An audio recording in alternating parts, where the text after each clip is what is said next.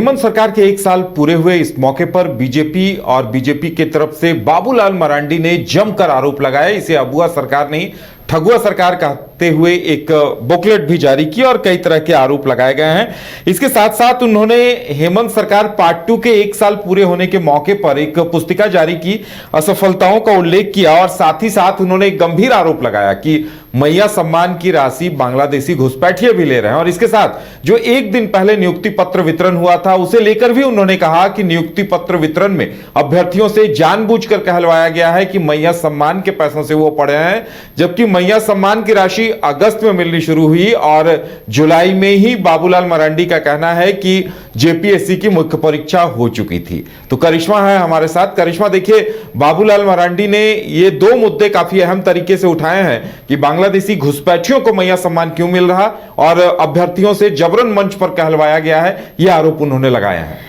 जी देखिए, राज्य सरकार की महत्वाकांक्षी योजना मैया सम्मान योजना को लेकर विपक्ष लगातार सरकार को घेरने से पीछे नहीं हट रहा है।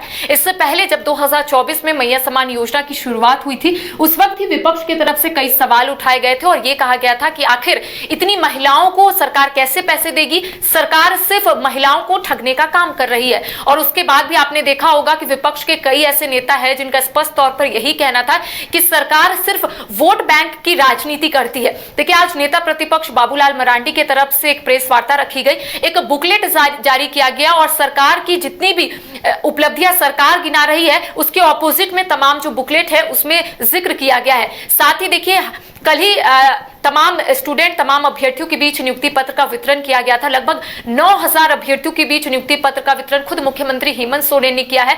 तो ऐसे में नेता प्रतिपक्ष बाबूलाल मरांडी ने स्पष्ट तौर पर यही कहा है कि जो भी बच्चियां हो, जो भी अभ्यर्थी है जिन्होंने मैया सम्मान योजना का जिक्र किया और ये कहा कि मैया सम्मान योजना से कहीं ना कहीं उन्हें लाभ मिल रहा है और मैया सम्मान योजना से उन्होंने अपनी पढ़ाई जो है वो कंप्लीट की है। तो ऐसे में कई सवाल जो है वो बाबूलाल मरांडी ने उठाया है।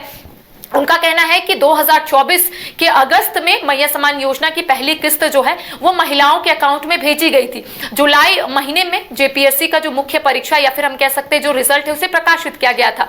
तो अगर अगस्त में योजना की शुरुआत की गई तो कैसे तमाम जो अभ्यर्थी है, जो महिला है, वो कैसे पढ़ ली और कैसे जेपीएससी क्लियर कर ली। तो ऐसे में उनका कहना है कि जबरन वहां पर अभ्यर्थियों से बुलवाया गया कि सरकार की तरफ से जो मैया सम्मान योजना चल रहा है उससे कैसे उन लोगों को लाभ मिल रहा है। दूसरी तरफ बाबूलाल मरांडी ने एक और बड़ा आरोप लगाया है। उनका कहना है कि राज्य की महिला को तो नहीं पता मिल रहा है कि नहीं, लेकिन उनका कहना है कि बांग्लादेशी घुसपैठियों को कहीं ना कहीं सरकार जो है संरक्षण दे रही है और उन्हें इस योजना से जोड़ने की कोशिश की है और तमाम जो बांग्लादेशी घुसपैठिए हैं उन लोगों को इस योजना का लाभ मिल रहा है। तो कुल मिलाकर हम ये जरूर कह सकते हैं कि बाबूलाल मरांडी ने सरकार की असफलता को कहीं ना कहीं बुकलेट के जरिए बताने और समझाने की कोशिश की। कई आरोप जो है हम ये कह सकते हैं उदय कि गंभीर आरोप जो है वो बाबूलाल मरांडी ने सरकार पर उठाए हैं। देखिए, कल जिस तरीके से मुख्यमंत्री हेमंत सोरेन ने इससे पहले जो विपक्ष की तरफ से सवाल उठाए जा रहे थे, तमाम सवालों का जवाब कल मुख्यमंत्री हेमंत सोरेन ने दिया। उन्होंने सीजीएल का भी मुद्दा उठाया। उनका कहना है कि सीजीएल के मामले को लेकर कहीं ना कहीं अफवाहें फैलाई जा रही थी, झूठी बातें फैलाई जा रही थी, लेकिन उनका कहना था कि हमें पता है कि बहुत ही ट्रांसपेरेंसी तरीके से परीक्षा ली गई और आने वाले समय में इसी परिसर यानी कि मोरहाबादी मैदान में ही तमाम अभ्यर्थियों के बीच नियुक्ति पत्र का वितरण किया जाएगा। तो तमाम सवालों का जवाब जो है उन्होंने मंच से कहीं ना कहीं विपक्ष को देने की कोशिश की और ये बताने और समझाने की कोशिश की गई कि विपक्ष की तरफ से कितने भी आरोप लगाए जाएंगे, विपक्ष की तरफ से कितने भी सवाल उठाए जाएंगे, सरकार रुकेगी नहीं, सरकार इसी तरीके से निरंतर काम करेगी।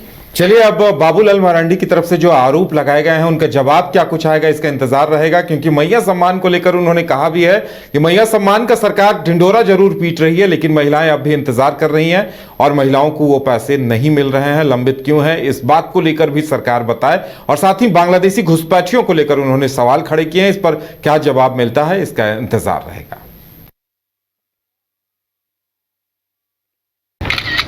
अरे कहाँ चले सुबह सुबह? अरे चिंटू इंजीनियर, घर बन रहा है ना, टीएमटी रिबार लेना है। कौन सा? कोई भी सस्ता वाला। और नया फोन? ये कैसे लिया? ये स्टोरेज, कैमरा, डिस्प्ले सब चेक करके लिया है। अच्छा, तो फोन के लिए इतना रिसर्च और घर के लिए? मतलब टाटा स्टील आशियाना पे रिसर्च करोगे तभी पता चलेगा कि टाटा टिस्कॉन 550 एसडी में है बेहतर ताकत और लचक, जो आपके घर को दे सुरक्षा के साथ सेविंग्स भी। क्या हुआ? पहले रिसर्च करनी है ना। टाटा टिस्कॉन 550 एसडी, समझदार बने, बेहतर चुने। घर रहने का मकान भर नहीं, ये खुशियों की तिजोरी है। दरवाजे पर दस्तक देता पड़ोस, खिड़कियों से उमड़ आता आसमां, तारों में उलझी ऐसी ना जाने कितनी दास्तां। कहती हैं चले डायमंड सिटी, एक सफर हम सफर के साथ अपने घर तक। Diamond city, life long bonding, 500 से ज्यादा खुशहाल डायमंड परिवार। जल्दी करें, सिर्फ 200 फ्लैट बाकी। आज ही बुक करें अपना आशियाना।